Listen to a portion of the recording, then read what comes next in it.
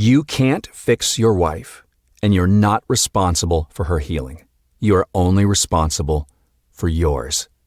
Welcome back to the Secure Husband Podcast. Bruce Abbott, certified professional coach, founder of SecureHusband.com, where we stop trying to earn love and start learning how to lead with emotional integrity and courage and truth.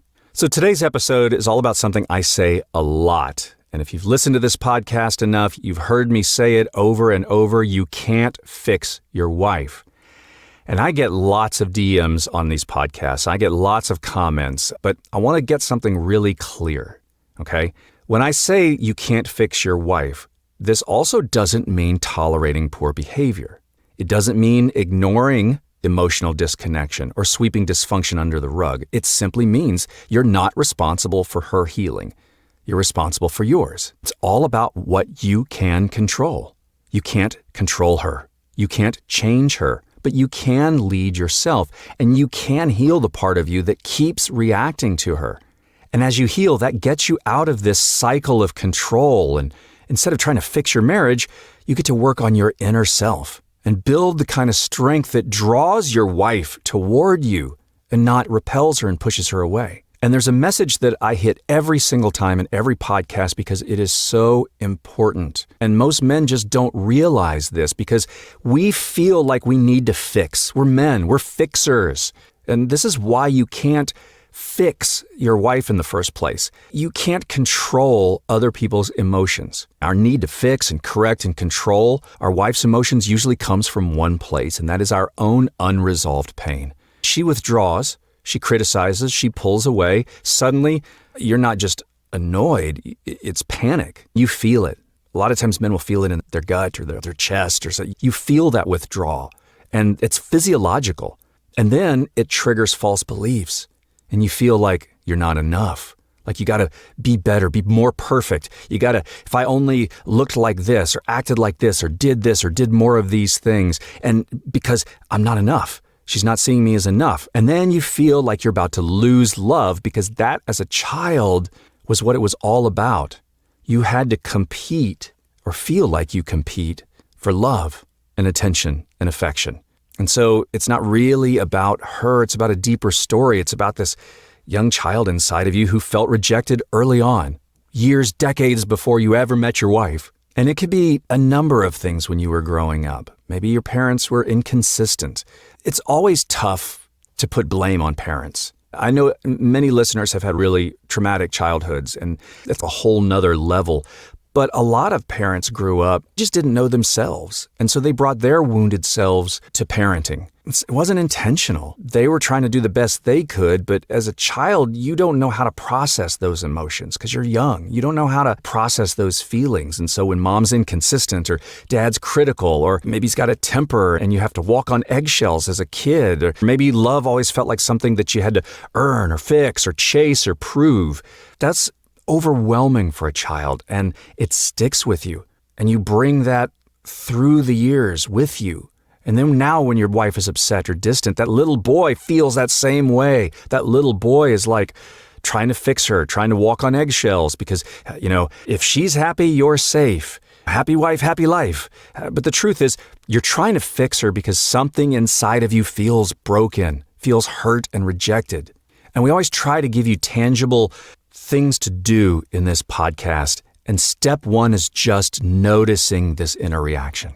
Before you try to fix it, before you try to say something or respond or even set a boundary before you're ready, you got to get honest about what's happening inside you. Okay, so let's say that your wife's upset. She's shutting down. She's stonewalling you. She's giving you the silent treatment. She's criticizing you. What is your go-to reaction? Do you start to defend? Do you try to explain? Fix? Do you shut down, get butthurt, sulk? Do you get passive-aggressive? Underneath that reaction is usually one thing: fear. So the first thing you do is just pause and notice and ask, what is happening in my body right now? What am I feeling? What emotion is really underneath this? And what story am I telling myself about her behavior? And most likely you're telling yourself, she's pulling away, I must be failing again. Or I did something wrong. It's that victim thinking. I'm being rejected all over again. This is the key. You're not reacting to her words. You're reacting to an old wound that's being triggered at that moment. And it's that wound that needs healing. And once you notice that, then you get to choose to show up for yourself. You choose how you're going to break the cycle. Most men want their wife to show up for them, to be softer and more affectionate and more available, more loving, because deep down they've never learned how to show up for themselves. They've never experienced soft, affectionate, available, loving. And this is where you choose. You choose not to abandon yourself here. You just tell yourself, I'm not going to do it. I'm not going to abandon myself. I'm not going to give my power away. I'm going to lead myself through this emotion instead of withdrawing. So instead of saying, she has to change so I can feel okay, you're saying, I'm going to anchor myself in love and truth, no matter what she does, because that's what a secure husband does. He's strong. He's the mighty oak tree. And I strongly believe this is where your spirituality comes in. I know sometimes it sounds woo, but we all have a higher voice of wisdom inside of us, whether that's your faith in God, whether that's the universe, spirit, your higher self, the divine, whatever it is that fits for you. There is something bigger than you that loves you unconditionally. And then you remind yourself, I'm not alone. I am safe. My worth isn't tied to her behavior. I am loved. Even when I feel rejected, I'm loved unconditionally. And we take that feeling of self-love and connect it to that inner boy who's hurting, because every man has one. He's the part of you who remembers being overlooked or scolded or misunderstood or emotionally neglected. He's the part who's still trying to earn love by being the good husband, the peacekeeper, the problem solver, the fixer. Because when your wife pulls away, he panics. That little boy panics. So this step is about becoming the loving adult to him that inner boy never had. And you love him. You say, hey, little guy, I see you. You don't have to fix her. You're not bad. You're not wrong. You are worthy. You're already loved unconditionally. And then you invite that divine love, that higher guidance in. You imagine God or your higher self saying, you don't have to chase love anymore. It's right here. You have never been rejected by me. You don't have to fix her. Just be here. Just be you and feel the love coming in. That's how real security is built. Not in trying to change your wife, but in healing what's been wounded inside of you. And that's where you get curious. You don't try to control. You just get curious. This is where you stop reacting to your wife. And this is where you start understanding what's really going on, both in you and in her.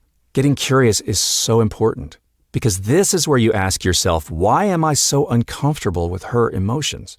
Why do I feel responsible for fixing how she feels? What fear is driving my need to control this situation? And then you turn that same curiosity toward her. Could she be dealing with her own wounds? Is she protecting herself in the only way she knows how? Can I see her as a person and not a project, something to fix? It means refusing to let fear and ego drive your reactions.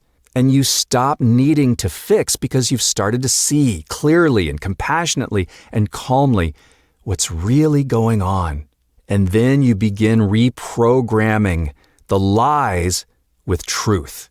You replace that victim thinking that I'm only okay if she's okay, or I'm failing if she's upset, or if she pulls away, it means I'm not enough. You're thinking this subconsciously, and now you get to replace those false beliefs with truth. Because you go to that higher guidance, that divine voice of love, and when you ask them if these are true, what's the answer going to be? No. The answer from your divine higher guidance, God, love, spirit, the universe is, I am enough, no matter what, and that I can hold space for her without fixing her. And that's where you really believe deep in your subconscious that her emotions are not a reflection of your worth, and that you can be loving without losing yourself. And this is how you stop reacting and start leading from a place of love and clarity and emotional strength. This actually starts building trust back with your wife, and it builds connection because you're able to love because before you couldn't love. You didn't have enough love to fill yourself. And when you begin filling yourself with love, then all of a sudden, you have enough to give. You have overflow, and you become the man that inner boy needed so badly, and the man that your wife can actually feel safe with. And maybe for the first time in your life, you feel peace and happiness and true joy.